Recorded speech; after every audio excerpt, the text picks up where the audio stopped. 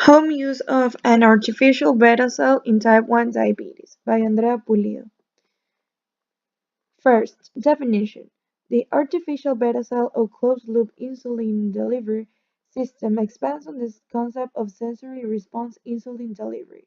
The closed-loop system differs from conventional pump therapy and there are also suspend approaches in that it uses a control algorithm that automatically and continually increases and decreases the subcutaneous delivery of insulin on the basis of real-time sensor glucose levels. Some investigations have shown improved glucose control and reduced risk of hypoglycemia.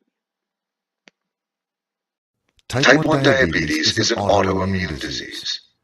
If you If you have have type type 1 1 diabetes, diabetes, your immune system has destroyed the cells of your pancreas that produce a hormone called insulin. Your pancreas is an organ located in your abdomen. Among its functions, it produces different types of hormones.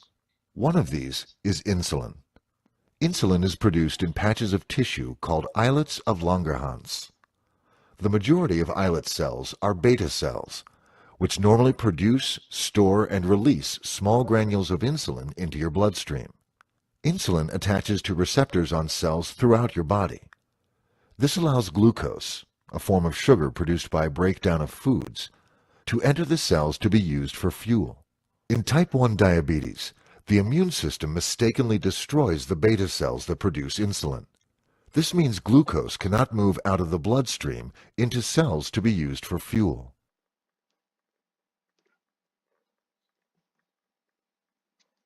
Application in medicine.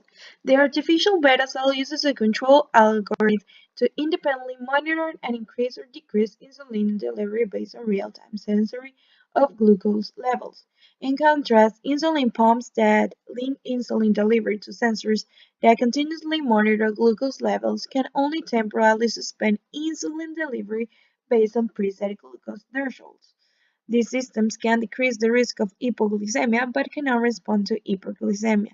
More consistent glucose levels values were observed with the closed-loop system than with the control therapy, despite high day-to-day variability in insulin requirements. Is is when the when the blood blood sugar sugar level level is is at. at. Diabetes Diabetes refers refers to a to a group group of of conditions conditions characterized by characterized a by a high high level level of of blood blood glucose, glucose, commonly commonly referred referred to to as as blood blood sugar. sugar. Too Too much much sugar in sugar the in the blood blood can can cause cause serious, serious, sometimes sometimes life-threatening life-threatening health health problems. problems. There There are are two two types of types of chronic chronic diabetic diabetic conditions: conditions: type type 1 1 diabetes diabetes and and type type 2 2 diabetes. diabetes. Pregnant women may acquire a transient form of the disease called gestational diabetes, which usually resolves after the birth of the baby. Prediabetes is when the blood sugar level is at the borderline, higher than normal, but lower than in diabetics. Prediabetes may or may not progress to diabetes. During food digestion, carbohydrates, or carbs, break down into glucose, which is carried by the bloodstream to various organs of the body. Insulin is a hormone produced by beta cells of the pancreas and is necessary for glucose intake by target cells. In healthy people, beta cells of the pancreas produce insulin. Insulin binds to its receptors on target cells and induce glucose intake.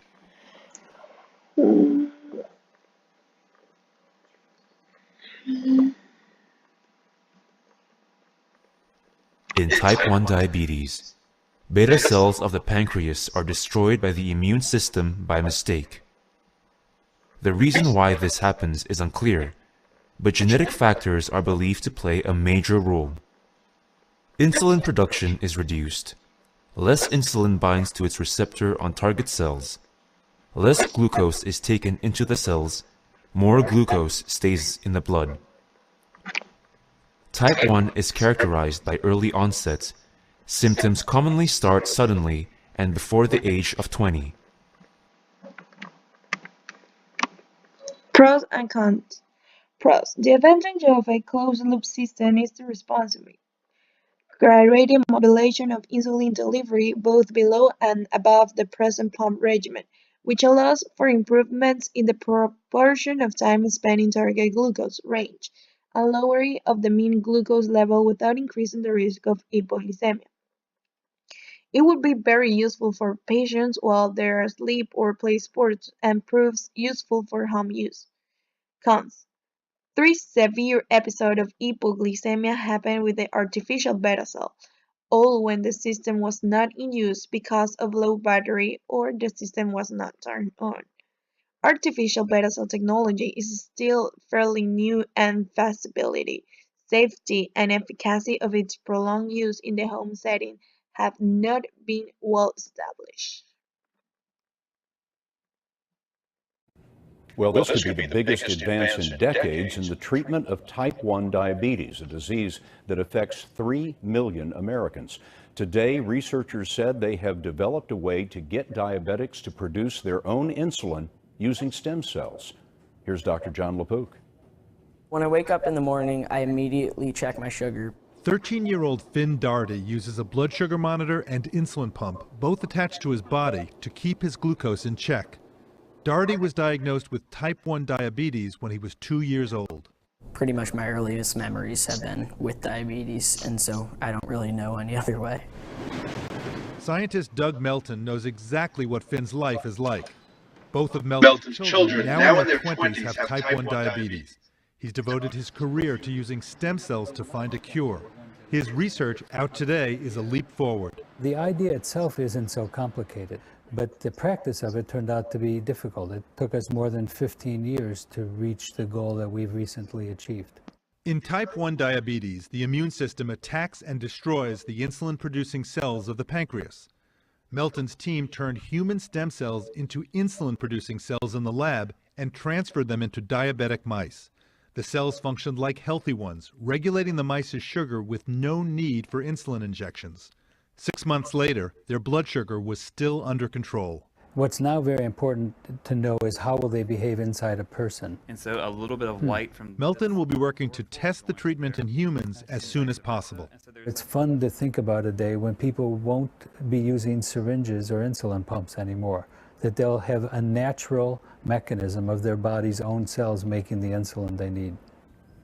Melton says human trials are several years away. One reason this approach is so promising is that insulin-producing cells are better at finely regulating blood sugar than insulin injections and should help patients avoid complications like low blood sugar. A lot of medical news today. John, thank you very much. Issue applied in Ecuador. Diabetes is an increasingly common disease in Ecuador. There are two types, 1 and 2. Type 1 affects more children and young people. It is linked to a genetic factor that develops at an early age, and type 2 is the most common in the country and affects mostly adults.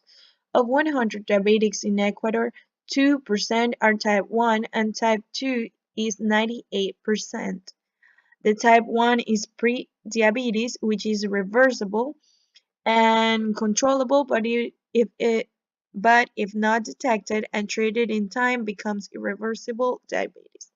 If the blood glucose exceeds 126, it confirms of diabetes, which is treated with oral medication and insulin. The most used in the treatment of type 1 diabetes is insulin. The insulin pumps are also used in our country, but in a lower percentage because their high implementations and maintenance is economically high. Lantus is usually a given slow-acting insulin which lasts 24 hours. At the time to eat breakfast, lunch, snacks, you need to manage a fast-acting insulin called Humalog. This insulin is given to the patient before every big meal to not shoot in high sugar levels. The minimum must use test strips 3 times to know the level of glucose patient's blood. My name is Dawn Kelsey, and I'm a nurse practitioner with WellLife, a diabetes clinic and educational resource center located in Raleigh, North Carolina. And today we want to talk about how to live with type 1 diabetes. Most type 1 diabetes, again, are kids. And so they are taught at an early age how to manage their diabetes. So all of their lives, they are taught what to eat, how much to eat, portion control, how to carb count. So it becomes a lifestyle for them.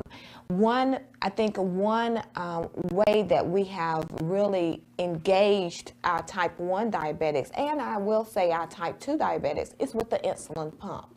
Insulin pump therapy has allowed diabetics to truly live a normal and a healthy life because they are able to manage their blood sugars a lot better without giving themselves like manual insulin shots. The pump works by infusion of insulin in 24 hours. So it starts from midnight to midnight. And the patient gets a slow release of insulin, which we call the basal insulin.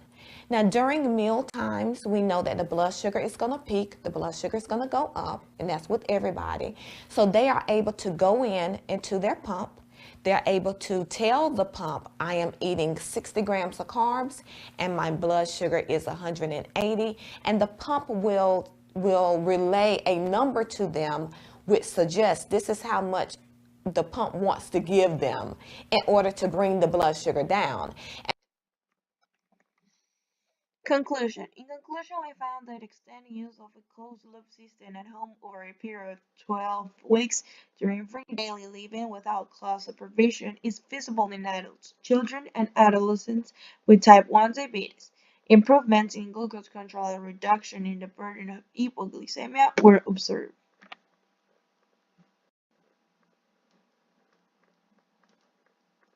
Diabetes mellitus is a metabolic disorder caused by the inability of the pancreas to produce enough insulin for the body, or when the body fails to use insulin properly.